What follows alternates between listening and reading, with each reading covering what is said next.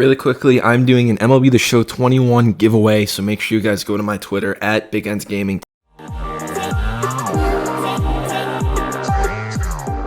Yo, what's up guys? It's Nick from Big Ends Gaming. Welcome back to another MLB The Show 21 Diamond Dynasty videos. Today, we are going to be going over the best ways to make stubs right now on day one. So, I'm just going to say this right now. As the year goes on, it becomes much easier to make stubs. So right now, hypothetically, is the hardest time to earn stubs. So keep that in mind. So yeah, stubs is the currency that's in the game. It's like coins in Madden and MT or VC in 2K. It's the main currency. So yeah, I'm going to be going over the best ways to make stubs. I'm going to be going through every single tab in the game and seeing if it's good for you to make stubs. So obviously not like the ones where you play games and stuff. So programs, first inning, this is a great way to make stubs because you have all these rewards that you get, like for example 3,000, 3,000, 3,000. You get a pack, then you get these gold players which you can sell, then 5,000 subs in a headliner, then a classics, but these are non-sellable, I'm pretty sure. But you get a bunch of rewards here, and you at the end are going to get the first inning boss pack, and these cards are going to be really expensive. Now here's the thing, they're good cards, so you can either keep them and have a good card, or you can sell it. And the thing about these bosses, which is nice, is they're always on the marketplace. So yeah, I don't think anyone has gotten the bosses yet. Yeah, but they're going to be expensive. If you don't want them, you can sell them. Daily moments, there's not really much to go over. It's just like a little program. It gives you some stubs, but that's going to take a little bit because you have to wait every day to do one moment. Team Affinity. Team Affinity, this is a good one because it combines Showdown and stuff like that, like moments in March to October.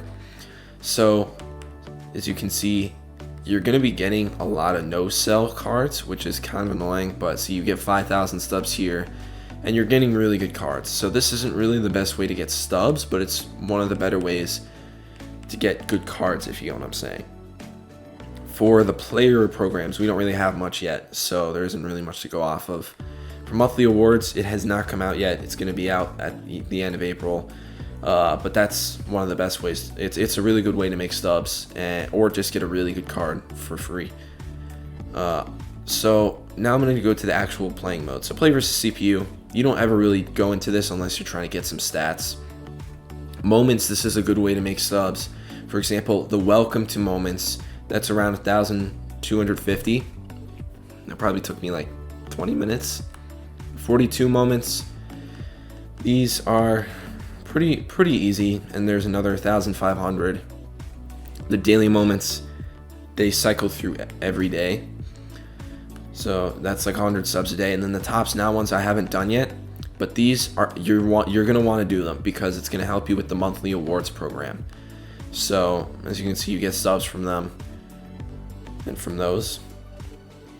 Team Affinity, these are just the moments. These give you a ton of stubs. 1,750 times 6. Not gonna do that math right now, but that's a good amount of stubs. And then the evolution, you have to get the Giambi first, and we can't do that yet. Showdown. Now Showdown is very good for XP, and I'm going to be making this exact same video but for XP, but I'm just going to be going over stubs now. If you do the starter one, I just skip to the end because it's easy. It's like on rookie and you get a Shane Bieber. But Team Affinity, there is a fee, and it's 500 stubs, but you'll easily make that back. So 100, 100, 100, 500, 100, 100, 100, 1,000. And one thing I just found out is there's only one mini boss this year for Team Affinity Showdowns, which is pretty nice. But like for example, you get 1,000 stubs for beating the Showdown. So you're gonna make your stubs back. This goes by really quickly, this Showdown. So yeah, it's just quick stubs. You put in 500 and you gain 100, 200, 300, 800, 900, 1,000, 1,100, 2,100. And let's say you mess up one of the missions, you'll go to like 2,000. So yeah, that's a quick like 1,500 in like 20 to 30 minutes. That's pretty good. Go to Conquest. This is a really good one. There are tons of Conquest maps that are available right now. They have Affinity Conquest maps. And I'm just saying this right now, guys. Conquest maps are filled with hidden rewards and just packs. For example, the map, if we go to the goals, look at all of these packs and stubs you're going to see. Here's a 79 Walter Johnson. But look at the stubs and the packs. It just goes on and on and on and on. And you can also get a gold Bryce Harper. But for example, like these Conquest packs, you can sell those too. Here, by beating all of baseball, you get 3,500 for the whole map and 2,000 for all the strongholds. That's still really good. So make sure you guys do your Conquest, and for example, one of these team affinities, the rewards are probably going to be the same, but more stubs. This is really good for stubs. The only problem with this is that it's somewhat of a grind because you're just playing the CPU and you're just doing that over and over, so it's kind of boring, but yeah, it's worth it. So Conquest is great, extra innings. It's the same thing as play versus CPU, but just against other people's Diamond Dynasty game or Diamond Dynasty teams. So for ranked seasons, this one is interesting because if you are really good at this game, 100% do it because you'll make World Series and you get these cards who are going to be expensive. But if you're not that good at the game, this isn't going to be the route for you because it's going to be challenging. Unless you just play the game a lot and get to 40 wins, then I guess you could do that, but it's really hard. And same thing for BR. I can't go into the rewards. I don't know why it entered me into a draft, but yeah. It's really hard to go 12-0. I can't even go 12-0. I make World Series regularly in ranked seasons. Like, I'm pretty good at the game. I'm not like a top player, but I'm pretty good. But I'm not good enough for 12-0 in BR. So yeah, if you wanna try to go 12-0, I highly recommend you don't focus on BR as your main stub making method.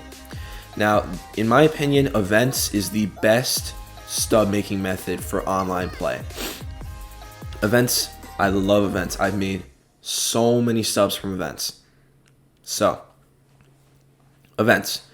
It's basically just you play just online, but there are lineup restrictions, and you build a team based on the restrictions. So, for example, for this first event, it's American League pitchers and National League hitters or common players, and it's 3-inning games on All-Star. So, if you keep racking up these wins, you're going to get some cards. So, for example, John Smoltz, 85 overall closing pitcher. He's going to be pretty expensive on the market.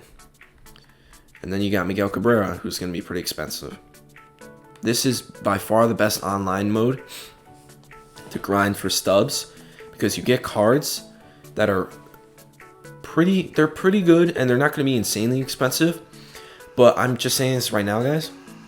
When these events go away, because they're timed, right, and then a new one comes up, there's nowhere to get the card except for on the market. So hold on to your rewards and wait a little while, and their prices are going to go skyrocketing up. I remember Logan Gilbert, 86 overall prospect last year, was in the first event too.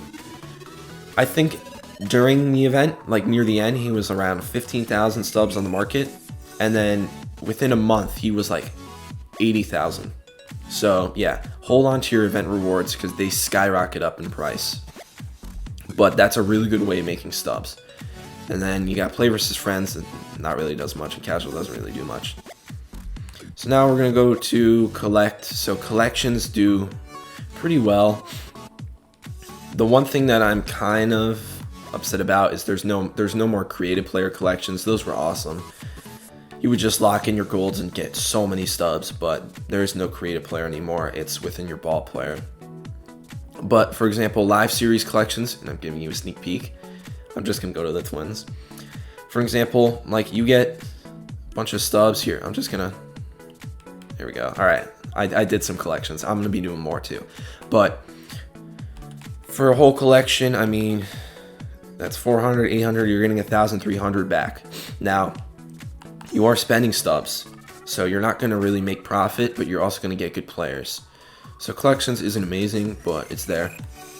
And then just the little things, like for stadiums, go to your stadiums, collect all the stadiums. I don't have all of them yet, but just lock in the ones you have. For example, I just got free stubs just doing that. Same thing with the minor league stadiums, just lock them in. I'm just gonna lock them in, and I'm going to be making almost 3,000 stubs just like that. So boom. So yeah, and then the classic stadiums I haven't done yet, but we'll see. So collections are pretty good, except the live series, I guess, but you do make those back. And then the exchanges, they're okay. I still have to go over these prices because back in MLB 19, I found a really good stub making method where you would buy a bunch of silvers really low and then sell the golds high, and it worked really well, but I don't think that works out in the beginning of the year. But now we're going to go to the #1 way to make stubs in MLB The Show throughout the entire year, and it's pretty compact and it's the most complex one, but it's the best way. So in the market, every card has a buy now and a sell now price. So I'm going to go, let me find someone with a big gap. I'm going to go, there aren't really many good examples right now. I'll just use, there isn't many here. Let me go to Live Series Golds and just see the golds. Or no, I'll just do a silver just because the silvers are good. So yeah, for example, Colton Wong, right? So you have two different sections in the market. You have buy now orders and sell now orders. The sell now order is how much you'll make if you sell that card instantly. So if you see, I could just sell the card instantly and get 359 stubs. Now for the buy orders, it's the same thing, but for buying, that's how much you can get it instantly by buying it. Please do not ever hit those buttons. What you want to do is, instead of buying them right now, put in a buy order. So you're going to click on buy, create buy order, and enter one stub higher than the highest sell order. So the highest sell order is 359. You're going to want to put in 360, enter. So now you're right there, and when someone sells them instantly, you'll be getting it for a huge discount. So I'm just going to withdraw my order just because I don't need them because I already have them. But let's say it was completed, right? So I bought them for 360. Now I'm going to do the same thing, but for the other way. So sell, create sell order, and then do it 524. And then you're going to do it like that. So basically what you're doing is you're buying it low, and then you're instantly selling it high. So for example, I'm basically turning 360 stubs into 500 stubs just by doing nothing, by just posting the card and so by just putting the buy order in and then selling them back. That is by far the best way to make stubs in this game. There's also one more thing, but I just want to go over one more thing. Always look for guys with huge gaps in stub price. So Carlos Santana, that's a good gap. What I mean by gap is the distance, I guess you could say distance, between the lowest buy order and the lowest sell order. Because if they're like really similar, you're not going to be making any stubs. Now for the last way to make stubs it's called investments. And basically with the attribute upgrades, all sports games, they update the ratings based on the current season, right? MLB The Show is the only one where it actually affects the cards in Diamond Dynasty. So for example, let's say AJ Pollock comes out of the gate, is hitting 800 in the first month. In the roster update, this card is going to transform into a gold and become a higher overall and be more expensive. Now, it does the same thing but for downgrades. So basically, you're going to want to make smart investments and buy players who are doing really well and then hope that they get upgraded. And when they do, then their prices will shoot up and then you sell them. So for example, Yermin Mercedes. He is a 71 overall bronze for the White Sox. He is killing it so far. Where's Yermin Mercedes? Is he even here? I can't find him. But yeah, let's just say you buy him for like 200 and then he goes to a silver and then you sell him for 400. That's an investment. So I'm pretty sure you guys get the gist. But yeah, that's going to be it for this video. I hope you guys enjoyed. I've been your host, Nick from Big Guns Gaming. I'll see you guys in the next one. Peace.